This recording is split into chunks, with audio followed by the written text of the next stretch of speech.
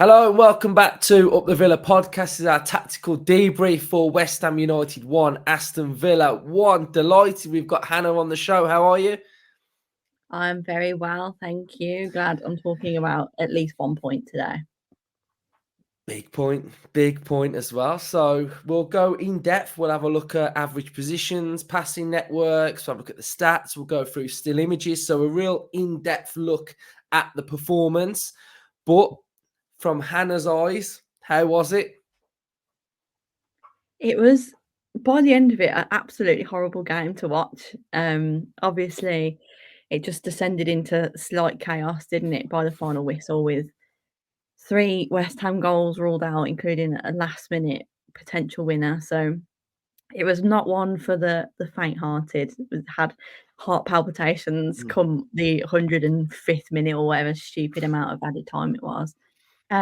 It really was quite a strange one because I thought that we started the game quite well. The opening 15 minutes, we had a lot of the momentum, and I feel like it sounds stupid and very obvious, but Villa are a team that as soon as they kind of have a lot of the ball, a lot of the possession, they just look like a different beast. I feel like when we dominate possession in any game, we look like the top 4 side that we know we can be. But as soon as, like, things start to swing the other way and we sort of lose, control of games and possession swings the other way and we're conceding chances, I feel like heads start to drop a little bit and we just seem to get in a little bit of a rut, and that definitely happened in the sort of second half of the first half. And I was quite glad that it was just 1-0 at half-time, because at that point, you know that we're gonna have hopefully a shake-up in the changing room, which did happen. We had the 2 changes at half-time, which I think were 2 that needed to be made. We were just so disjointed in that first half. We obviously tried to set up slightly differently. We started with the 2 up top, which has never worked. If we think back to Watkins playing with Danny Ings, it never worked, really, did it? So yeah, throwing John Duran up there was slightly questionable. So I wasn't surprised to see him taken off at half-time. And I do think the changes worked. Maybe not, instantly, but they definitely worked. Bringing Cash in, I thought, kind of rebalanced us a little bit at the back. We looked a little bit less shaky. He obviously then did another brilliant clearance in the second half and kind of showed why he can and should be starting in this team a lot of the time. And then yeah, we really grew into it again. I think we were still struggling to break West Ham down. They probably had 9 men in the box, didn't they? Just defending, which is what I guess they're good at. Perhaps the fans don't love that, but they are good at doing that a lot of the time. So we were struggling to break them down, and it did feel a little bit like the goal wasn't going to come. But a really nice move actually from Diaby and Zaniolo, and we get level again. And at that point, I actually thought we might go on and win this. Obviously, it didn't play out that way. And yeah, I was absolutely bricking it when we concede so late on. We have no luck at away at West Ham. I thought this is typical, but by the grace of whoever is out there in the footballing God world, it stays at 1-1. So I think it's a point earned, isn't it? I've done a lot of waffling there, but hopefully, like, the bigger picture is it's a point earned. We saw some not great signs, but then, for the most part, we've shown that we have a little bit of grit left in us, despite suspensions, injuries, all sorts happening, games in the week where we're clearly still tired from. I think we've shown that we've still got something in the tank, which is, I think, is what we needed to see this weekend. And it means that we've got a nice little rest now, haven't we, until the Wolves game, and we can reset and hopefully get 1 or 2 players back, which would massively help, because we do look a little bit tired now with a lot of these European games. Yeah, we do. And when me and Justin did that match reaction yesterday, I came on air, my heart was just going doof, doof, doof. I actually think now my heart must know once a week it's going to go through an absolute battering. Like, that heart rate's just going up and it's just going, and oh God, you come off Not it healthy, sometimes. is it? Nah, but you come off a game sometimes and you're like, man, like, you're absolutely knackered from what you've been Knackered, watching. yeah. So, yeah, it's like I've only just sat there watching it, and Yeah, it's just absolutely mental. So what we're going to do is we're going to go through some of the stats now. And we've got a new little bit of a feature. It's coming from X Value. So you're going to see more of this on the channel now. Once I get more into it and more of an understanding how it works and what to look out for more, we're going to really get to sort of get into like the nitty gritty of Villa's performances stats wise. And we're going to go in detail on player performances as well. So this is really, really in-depth stuff. So what we can see to start with in the top middle bit, we've got the goals, Villa 1, West Ham 1. We've got an XG from Villa of a 1.13, an XG of West Ham of 1.74. We've got 13 shots for Villa and 13 shots for West Ham. We go down a little bit now. We've got an XG on target. So Villa were at 1.3 and West Ham were at 2.2. And what you'll find is the bar, so the thicker the bar, if it's a full green bar, that is sort of a league best performance as well. So you're touching on the top bracket of Premier League games here. So the thicker the bar, the more and the better that performance has been. So you can see when we get to possession, so 69.9% possession for Villa is one of the league's best possession stats going from this season. We've got a field tilt, which means you're going into that final third with the ball. Villa are at 68.4 and West Ham are only at 31.6. We've got a gegenpress intensity from Villa of 46.7 and a 42.9 from West Ham. 33 touches in the opposition box for Villa, 25 touches for West Ham. Villa passing accuracy of 87.9 and West Ham of 76.0 flat. You can see on the right-hand side that this is Aston Villa's passing network. You can see the little blurry green phase, and that's our heat map of getting into attacking areas. It's where we were most dominant in the game. But as you can see, the thicker the line is, means that pass has gone to that player a lot of times. Thicker means it's thicker. Thickest one you can see there is the most times that ball has gone. So the thinner ones means that it's obviously a little bit less.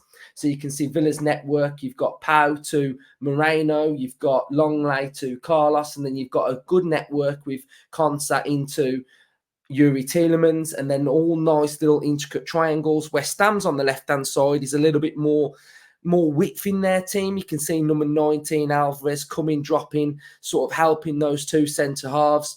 And then number 10, Paqueta, everything comes off Paqueta, and not really much of a network between anyone else further forward of that, really.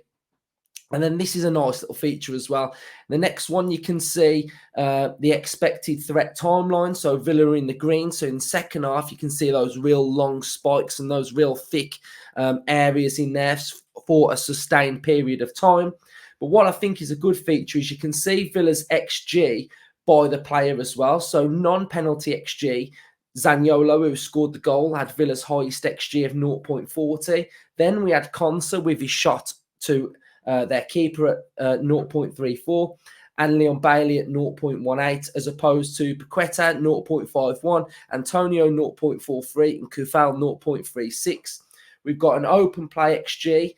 Villa's best player was Moussa Diaby of 0.36. So he was only on the pitch for 45 minutes. So that shows the impact that he had. And then we can see Kudus for West Ham was 0.39 as well. Expected threat through carries was Leon Bailey as Villa's highest. And expected threat with passes was Pau Torres at 0.17. And for West Ham, it was Emerson at 0.08. So what do you think of my new graphic, Hannah? This is definitely one for the people that absolutely nerd out on the numbers behind football. I think it's really interesting, isn't it? Because, I mean, like, I suppose for both of us, maybe you more so, being a little bit older than me, but grew up without all the access to this data. And now it's just so interesting the way it kind of changes the way you a game. Like I said earlier, we definitely grew into it in that second half and dominated the ball. So I'm not necessarily surprised by some of those things. I think what West Ham did really well was their counter-attacking, and they were getting shots off, weren't they? whereas Villa were really struggling to break through. So I think that's probably explains a bit behind the different XG. But I think for the most part, you know, numbers are very good, but I like an eye test as well. And I think Mhm. as much as, you know, Villa looked really good on some of them stats, I think it probably wasn't an amazing performance. But I think it's still reassuring that when we're not playing amazing, we have the numbers to back it up, if you know what I Mhm. mean. You know, we're still controlling the game and having a lot of possession. So it's it's all interesting. Mhm. I what I like to do is you see the eye test. So the eye test is what you see, and then when you start uncovering and having a look at the stats and passing network and average positions and going in depth and having a look at player performances, then that generally backs up what you're seeing on the football pitch as well. So I want to touch on a player now who I did a tweet after the Ajax game saying DRB is going to have a big end of the season. He's come on. He's played 45 minutes today. Well, yesterday, and he's had a massive impact on the game. We can see here his heat map, partnered next to his mate Musa, Leon Bailey. Their link up is just absolutely frightening, and he just put in a real big performance, and I thought he was very, very good, DRB. If we just take a look at some of his numbers from the game, he'd got an assist, dribble attempts 1 out of 2, 24 touches, 90% passing accuracy, 3 key passes, 1 out of his 2 ground duels won.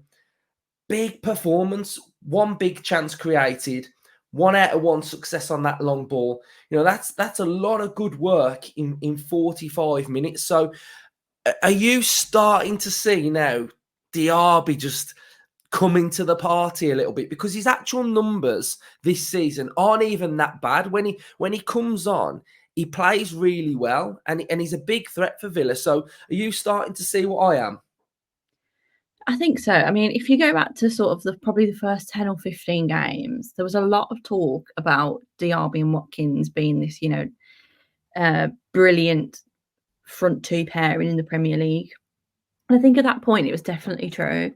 He just seemed to fade a little bit. He's always looked fit and he's always looked sharp. But I think what I perceive the issue to have been is probably a little bit of confidence and a little bit of being too selfless.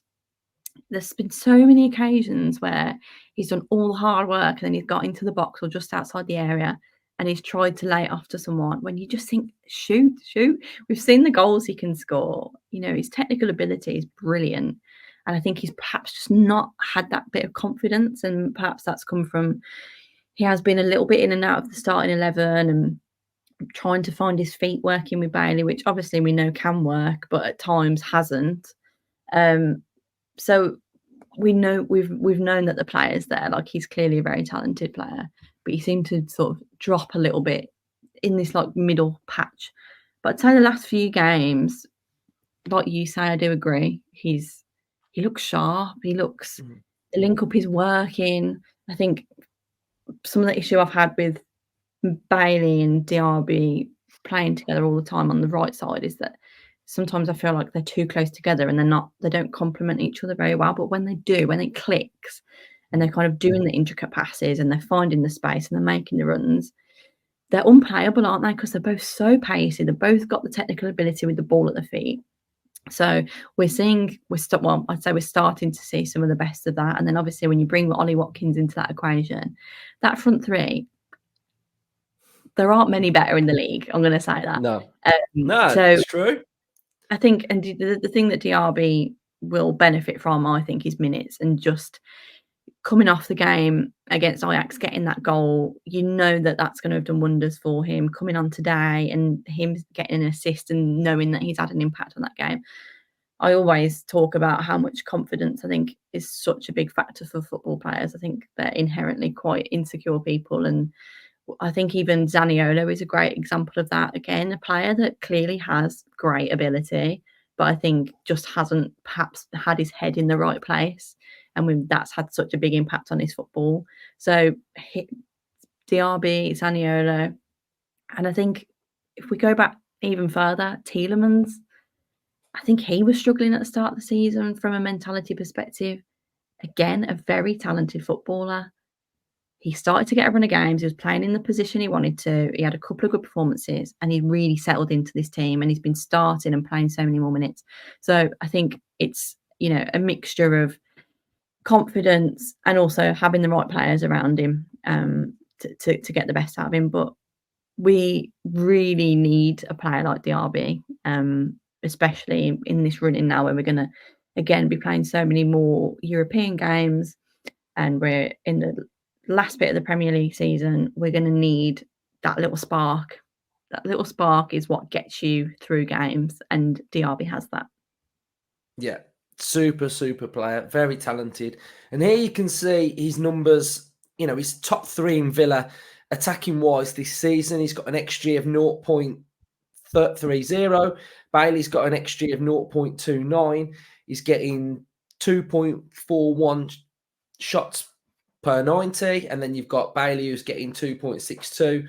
And expected assists is at 0.20. And then you've got Bailey at 0.32. So stats are really good, and it does feel like we are yet to see the best from him, but I think we can already see what he's capable of, and once it finally all comes together, then he's going to be some player for Aston Villa. So we'll go to the fun part of the episode now then, Hannah, and we'll have a look at the still images and we'll run through the main talking points. Set pieces is coming up. So I know Hannah in our chat is very, very annoyed at these set pieces. So let's get to that one. But first, handball or not handball? God. Right. I'm going to caveat some at first and say, is the hand in an unnatural position? I would say yes. But what that hand is actually doing, I don't think it is, because he's pointing to a player to either mark somebody or tell someone to go somewhere. So I'm a little bit torn on this. I'm not as sure as it's sort of like, yes, it is. What's your thoughts? I think immediately in the heat of the game, I was like, Stonewall penalty. The issue is that the penalty rule, especially with VAR now, has gone so subjective. Like it seems to change every week. Like you've seen those get given before. I think, like you say, is it in an unnatural position? They seem to determine that as like if it's really far away from the body, which obviously it is. He's reaching out, but look at the range. For me, it's the range from which Bailey has taken the shot or the cross off his boot. So close to the defender there. So if it was me and that was a Villa player and we conceded that penalty, I know I'd be angry because I'd be like, it's just been shot right at his hand. How is he meant to move out the way? But I do understand at the same time that by the rule book, this whole thing about unnatural position, you would say that that is an unnatural position. I just don't think you can win. I think the rule is so subjective, and we have been on the end of good decisions and bad decisions with the handball rule. I just give up. I don't know. I think ultimately VAR probably balanced itself out in this game because they had like 3 goals ruled out. Probably, yeah, I'd say rightly so, but I mean, us not getting what would probably have been a very soft handball penalty, I'm not gonna really lose sleep over it, to be honest. Yeah,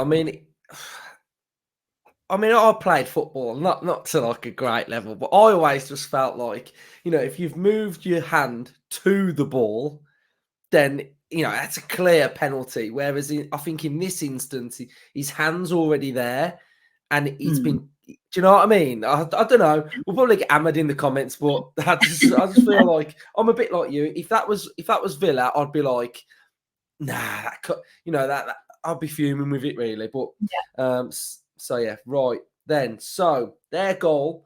Here we can see Tielemans sort of tackling one of their players. I think it might be Alvarez, and Tielemans loses out in this battle, which if we move on a little bit further, we can now see Tielemans' position here, and he's completely out of the game.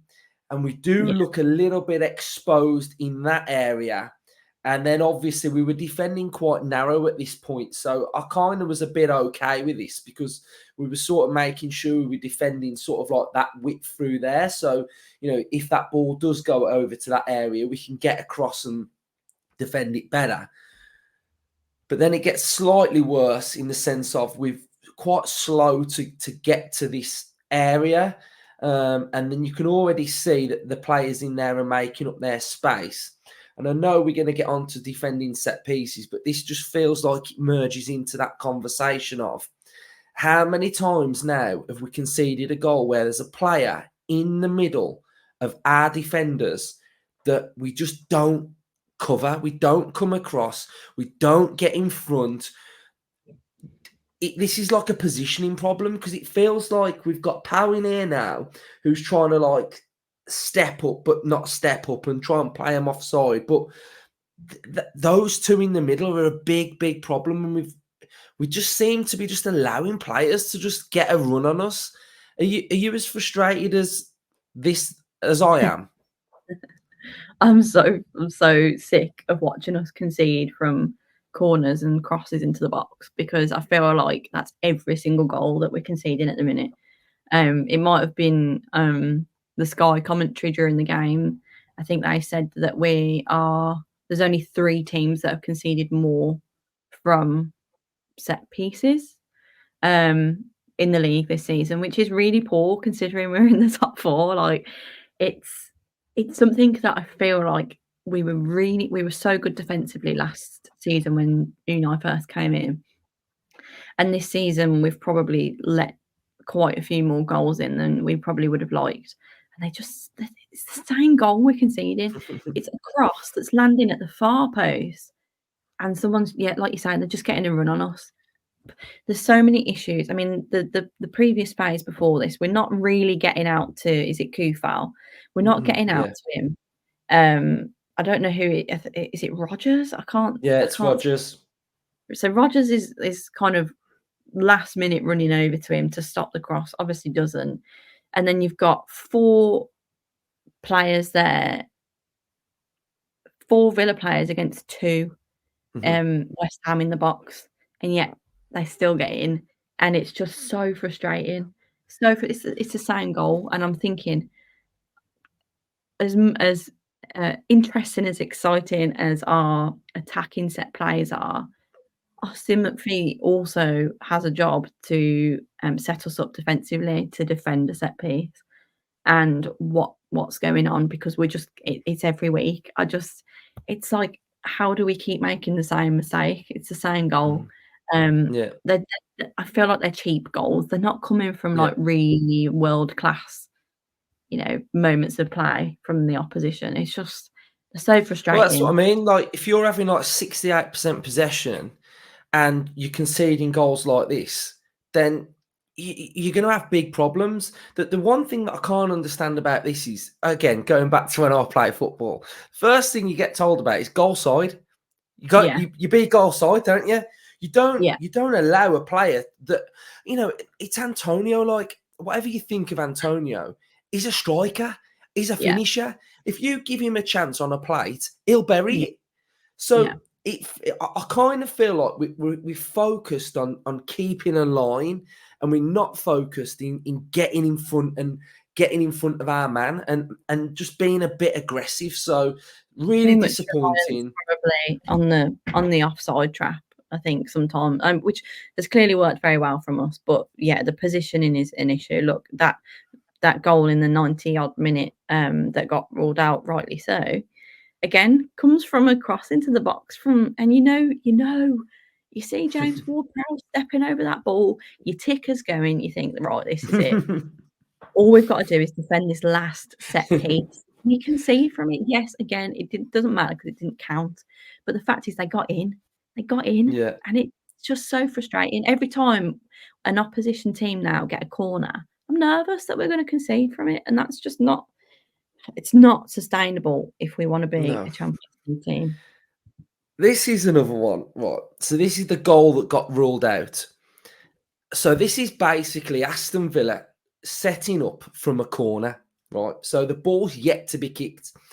And I'm already looking at this and I'm thinking, we've got a problem here already. We've got a problem here with number 19. Nobody's marking number 19. This isn't Watkins marking 19. Watkins is first contact. Even when we had Tyrone Mings, Watkins was always first contact. So if the ball goes anywhere around there, he's the one that heads it away. And then generally we'd have Mings in somewhere in there that would be the second player. So they're both zonal. They're both zonal defenders who are, their job is to clear it. We don't seem to have that anymore. We don't seem to have that second one. We've got Watkins as the front post, but we haven't got the second one in there. So what I'm trying to say is nobody's marking number 19 anyway. Watkins isn't that player that's doing that. And then secondly, Antonio on Martinez. Martinez isn't marking Antonio. So if you have a second phase in there, no Villa player is going to react and pick up Antonio because they don't know where he is. Not one Villa player has any idea where Antonio's going to go because they're all doing zonal. Yeah, they're all doing zonal. So you've got a couple of zonals in there anyway. Probably Cons as a zonal. And there's another Villa one that's been blocked off by a Villa player. But it just feels like once that ball goes in the box and it's past that Villa player, then we just don't know where we're going with it. And I'll just look at that and think that there's a bit of a problem in there, to be fair. And I'm just not sure what happens because once it gets into that congested area there, it was absolutely chaotic. And I know they didn't score from it, but we've got to deal with these better. Like it feels so cheap when we keep like conceding chances and etc. like that. And we've got McPhee, and it just feels like, with a set piece, the one thing I will say is that we don't actually know what they're going to do with that set piece. We have to kind of react to it somewhat, so we can set up defensively how we expect them to. But after that sort of like first couple of goals a couple of months ago, I'd be thinking, right, we've got to hone in on this now. But it just seems to keep happening still. It doesn't feel like we're not it's learning. changing. No. Yeah. And I know I'm moaning about these set pieces and these goals, etc. But it's fine margins. We've only got 9 games to go, and we've got to just make sure we're limiting sides to this because we're actually quite good at not conceding goals from open play. There's not that many teams that ever carve us open, and I just think this is an area that we can work on and definitely get better at. So, do you want to add anything on that? No, I totally agree. It's like, it's easy for me to sit here and say, but it's such a easily identifiable issue. We know we're conceding a lot from crosses and corners and things like that, crosses into the box. That is a nice bundled up way to look at a problem, and we can be like, right, let's just focus on this. It's not like we're conceding loads of goals and goals from open play and we can't quite figure out what's going wrong defensively. It's just there, like, and going back to your point of we're not learning from it. It's a fair criticism. It's not like we've got on here after one game and we're being fickle. It's a fair criticism because this is something that we're identifying over, I'd say, the season. It's poor. It's really poor. So yeah, I think it. I have got. Sorry to interrupt. I didn't realise that I've got this image, and this one's even worse. When I look at this, have a look at this one. So Made me cry. look. So this ball's All the gone in. players are so like, why are we behind more? We're behind more. All Villa's players are behind every single West Ham player. And you've even got, if that goes to the back post, so if this goes back post here, the man here's got a little tap in. Yeah. So bonkers. Not good. I didn't even know I've got that. I don't know why I didn't look at it before I put it in there. But I'm going to be lying in bed thinking about that tonight. It's like you say, we didn't concede because they gave a foul or handball from Antonio? handball. But So, but on another day, he doesn't do that, and that goes in, and we concede another goal. And it's fine margins is the perfect thing that you said there, because this was a 1-1 game. That is the difference. So we've got to sort it out. It's a massive priority. Yeah. Some positive stuff now. Now we've addressed that. So we've got a beautiful ball over the top from Yuri Tielemans. Moussa Diaby is on his bike, and it's a beautiful pass that splits it. We've got Moussa Diaby's cross, and Zaniolo's starting position was out of shot, Yeah. and he runs and he gets in front of that. He shows complete desire to get in there, bury it. His eyes must have lit up when he saw that ball rolling across. And it's a great finish, and fair play to Zaniolo for that. And then finally, the drama of what happened at the end. Again, another set piece. We know what James Ward-Prowse can do. Puts it a Yeah. really good delivery in there. And again, there's a scramble, chaos. We've got again. So if we go back to the screen grab of that last set piece, so we've got number 15 back post unmarked. We go back to this final one. We've got 15 unmarked back post again. Mad scramble in there, absolutely chaotic. I do think there is a foul on Conser in there anyway. And then handball 1-1. There we go. So just the back post. It's just got to sort it out. It's got to address it. So the thing is that when teams are analysing Villa's performances, they'll just see that we've got one very obvious weakness, and and if they focus on that for a week in training, it's then so easy for them to capitalise on it. Do you know what I mean? It's not like we're a tough cookie to figure out. We've got one quite gaping issue, I'd say. So people will keep trying to exploit that, which is why I think it needs to be a priority for us to address. Easier said than done. I'm sat here. I don't know how to fix it. We have a set piece coach is what I'm saying, and he's paid to solve this problem. And it's an international break, so hopefully we can be working really hard on it. So so that's the debrief. We've gone through a little bit of detail, showed where we're thinking needs improving for Aston Villa. In the comment section down below, let us know your thoughts. Subscribe to the channel. Drop a like if you've liked this episode. And do you want to add anything before we go? No, I think do you know what? Let's enjoy 2 weeks just without stressing. We're in a great place. We're going to come back fresh and last little push. Let's do it. Let's all enjoy, well, for you that support England, Southgate ball then. So we got that to look forward to as well. So that'll be fun. Cheers everyone for watching. Up the Villa. Up the Villa.